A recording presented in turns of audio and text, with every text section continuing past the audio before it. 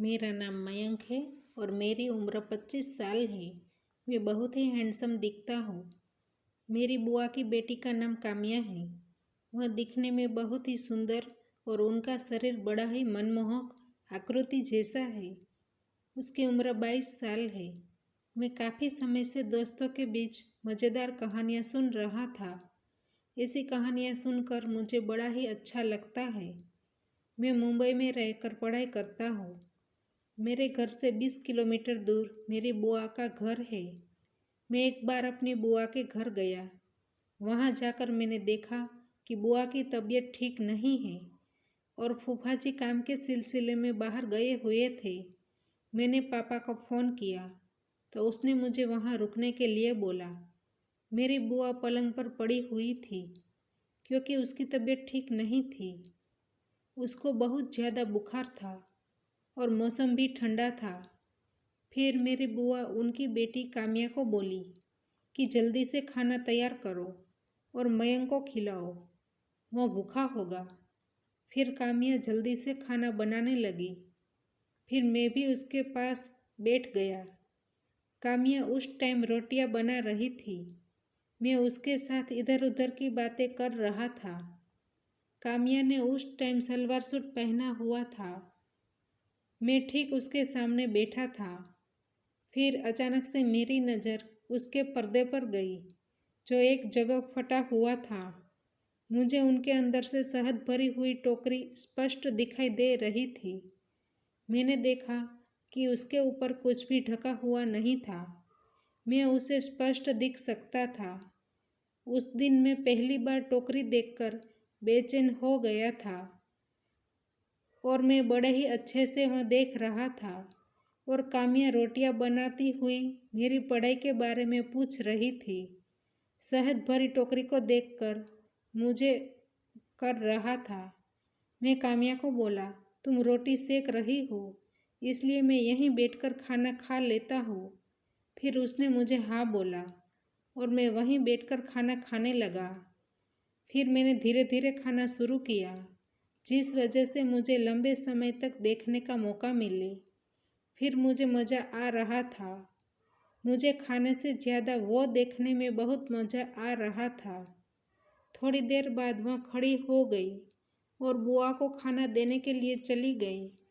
फिर मैंने जल्दी से खाना ख़त्म किया और हाथ धोकर बुआ के पास जाकर बैठ गया। बुआ काम्या को बोलकर पहली मंजिल पर मेरी सोने की व्यवस्था करने को बोली।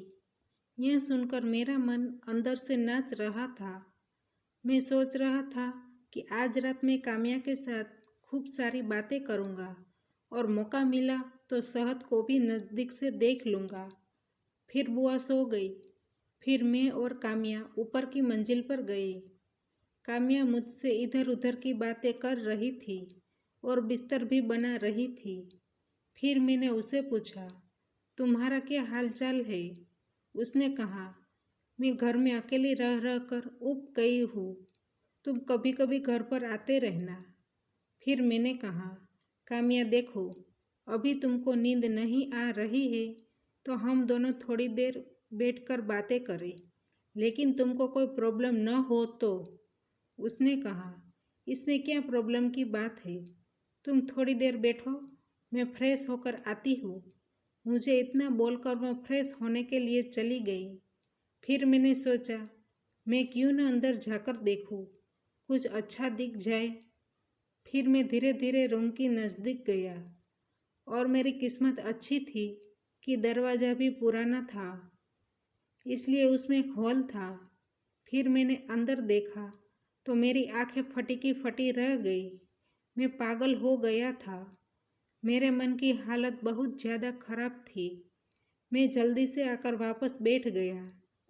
मैं आपको शब्दों में नहीं बता सकता।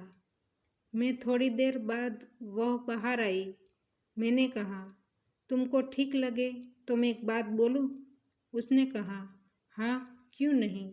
मैंने कहा, तुम बहुत खूबसूरत हो। तुम्हारे साथ जो शादी करेगा वो बहुत ही भाग्यशाली होगा क्योंकि उसको तुम जैसी पत्नी मिलेगी। वह बोली, क्या तुम सच कह रहे हो? तुम मेरी झूठी तारीफ तो नहीं कर रहे हो? मैंने कहा, नहीं, झूठा नहीं, सच में। अभी तक आपको किसी ने बोला नहीं होगा, लेकिन तुम सच में सुंदर हो। उसने बोला, सच में तुम बहुत अच्छी बातें करते हो। तुम्हारी कोई गर्लफ्रेंड है कि नहीं? मैंने कहा, आज तक मैंने कभी ऐसा देखा नहीं है। अभी तक मुझे कोई पसंद नहीं आई है। उसने कहा, ठीक है, आपको कैसी लड़की पसंद है? मैंने कहा, अभी मैंने कहा था कि तुम बहुत ही सुंदर हो, इसलिए मुझे तुम जैसी लड़की चाहिए। उसने कहा, ठीक है, तुम मेरा ही मजाक बना रहे हो। मैंने कहा, नहीं काम्या, मैं सच कह रहा हूँ। वह बोली, तो इसका मतलब यह है कि तुम मुझे कुछ ज़्यादा ही पसंद कर रहे हो। मैंने कहा, फिर आप बताइए, आपको कैसा बॉयफ्रेंड चाहिए? उसने कहा, जाने दो, कोई और बातें करते हैं। मैंने कहा, नहीं, प्लीज़ मुझे बताओ, मुझे सुनना है। उसने कहा, तुम्हारे जैसा सच्चा और अपनी जिम्मेदारी निभाए, मेरे साथ अच्छे से बातचीत करे और मुझे खुश रखे। मैंने कहा, सच में मैं तुमको इतना पसंद हूँ? उसने कहा, हाँ, मैं तुमको कुछ बोल नहीं सकती क्योंकि रिश्ते में तुम मेरे भाई हो। मैंने कहा, मैं तुमको पसंद करता हूँ और तुम मुझे पसंद करती हो, तो क्या? उसने कहा, नहीं, यह गलत होगा। फिर मैंने उसे समझाया। उसने कहा, ठीक है, लेकिन कभी किसी को पता चल गया तो? मैंने कहा, ऐसा नहीं होगा। फिर मैं रूम से बाहर निकला और देखा कि सब लोग सो गए हैं। फिर मैं अंदर चला गया और हमने भी कर दिया। फिर तो आप लोग समझ सकते हैं। दोस्तों, हमारी कहानी यहीं पे समाप्त होती है। आपको पसंद आई है तो वीडियो को लाइक करें और शेयर करें।